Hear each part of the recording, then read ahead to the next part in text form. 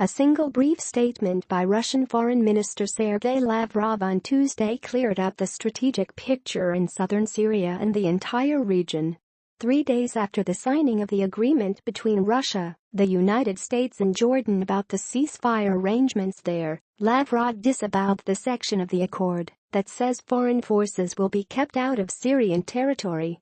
Iran's presence in Syria is legitimate, he said, and therefore Russia did not promise to compel the Iranians to withdraw their forces from the country. To really understand the Middle East, subscribe to Haaretz. This claim by Moscow, which also applies to the Russian forces there, rests on Iran and Russia having been invited into Syria by the Assad regime.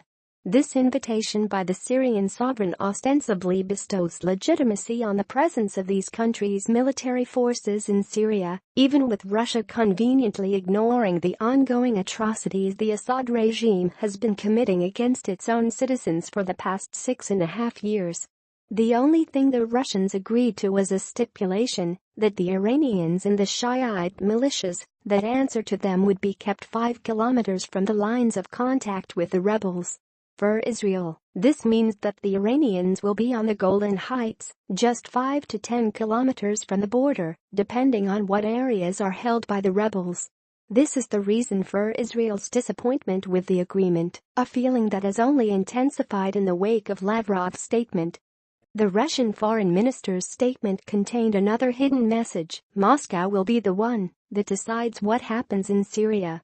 The total lack of an American response to Lavrov's comments so soon after State Department officials boasted at a press briefing about the section of the agreement regarding the withdrawal of foreign forces proves yet again who's really running the show in Syria. Read more: https://www.haaretz.com/middle-east-news/1.823314